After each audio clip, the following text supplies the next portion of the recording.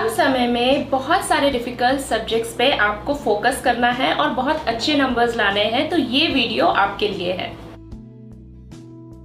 देखिए, ये तो हमें पता ही होता है कि कौन से सब्जेक्ट्स में हमें इम्प्रूवमेंट करने की ज़रूरत है और कौन से सब्जेक्ट्स हमें डिफ़िकल्ट लगते हैं।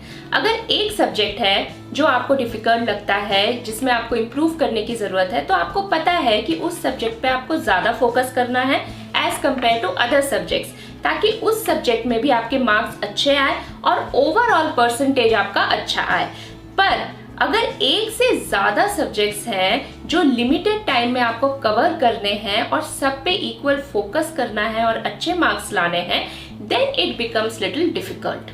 तो लिमिटेड टाइम में एक से ज़्यादा डिफिकल्ट सब्जेक्ट्स पर किस तरह से फोकस करें, किस तरह से उनको पढ़े ताकि आपके बहुत अच्छे मार्क्स आए, इसका एक यूनिक मेथड मैं आपके लिए आज लेकर आई हूँ। अब इस टॉपिक में आगे बढ़ने के पहले एक और चीज़ क्लियर करना बहुत ज़रूरी है। आप ये सोचेंगे कि आप मुझ पर विश्वास क्यों करें, मेरी क्या क्रेडिबिलिटी है। तो मैं आपको बता दूं that since childhood I have been using this method, और जिस भी काम को करने के लिए मैंने इस मेथड को यूज किया है वो काम मेरा सक्सेसफुल हुआ है। I have always use this method for my studies, while I was in school, when I was in college, in graduation और when I was doing my masters। और पढ़ाई करने के बाद जब मैंने अपना प्रोफेशनल करियर शुरू किया तब भी मैंने इस मेथड को नहीं छोड़ा, क्योंकि ये मेथड अब मेरी एक हैबिट बन चुका है।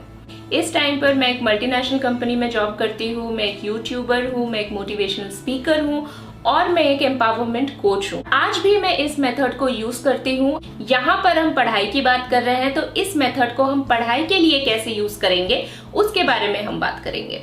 So before we start this video, I would like to thank Zenith Academy for inviting me on their platform, and for more such videos you can watch Anamika Chaudhary vlogs, link आपको description box में मिल जाएगा। तो चलिए फिर बात करते हैं इस यूनिक मेथड के बारे में। दोस्तों, इस यूनिक मेथड को गोल सेटिंग एक्सरसाइज कहते हैं। तो गोल सेटिंग मेथड का सबसे पहला स्टेप है कि आपका गोल स्पेसिफिक होना चाहिए। तो जो सब्जेक्ट्स ऐसे हैं जो आपको डिफिकल्ट लगते हैं, जिनमें आपको ज़्यादा फोकस करने की ज़रूरत है, उनको आप आइडेंटिफाई कर लें। सेकेंड स्टेप है your goal has to be measurable. अब गोल को मेजरेबल कैसे बनाएं? अगर आप किसी चीज़ की पढ़ाई कर रहे हैं, आपको ये पता होना चाहिए कि आपकी तैयारी कहाँ तक पहुँची, उससे आपका कॉन्फिडेंस लेवल बढ़ेगा। मतलब आप अपनी तैयारी किस तरह से मेजर करेंगे, आपको एक टॉपिक समझ में आया है या नहीं आया है, कितना समझ में आया है, वो आपको कैसे पता चलेगा। देखिए, एक चीज़ याद रखिए, हमारा जो ह्यूमन ब्रेन है ये हमेशा एविडेंसेस पे बिलीव करता है। जब तक ब्रेन को एविडेंस नहीं मिलेगा तब तक आपका कॉन्फिडेंस लेवल डेवलप नहीं होगा। तो ब्रेन को एविडेंस प्रोवाइड करने के लिए आप क्या करेंगे? उसका आंसर है असेसमेंट एंड टेस्ट। असेसमेंट्स और टेस्ट देने से आपको समझ में आएगा कि आपकी तैयारी कितनी हुई है। क्वेश्चन पेपर सॉल्व कीजिए, देखिए कि उस टॉपिक से रिलेटेड कितने क्वेश्चंस के आंसर्स आप खुद सॉल्व कर पाते हैं।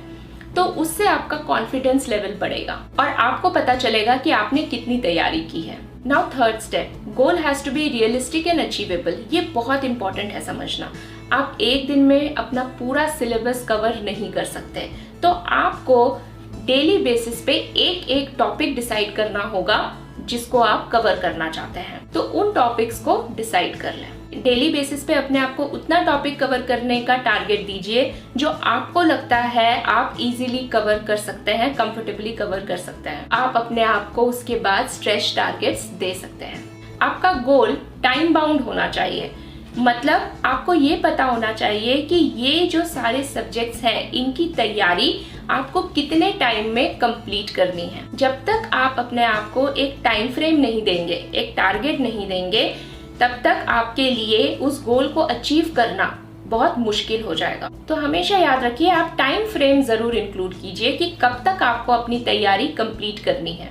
टाइम फ्रेम में आप दो चीजें डिसाइड करेंगे कि कितने बजे से कितने बजे तक आप हर एक सब्जेक्ट पढ़ेंगे ऑन डेली बेसिस और कितना टाइम आप हर एक सब्जेक्ट को देना चाहते हैं।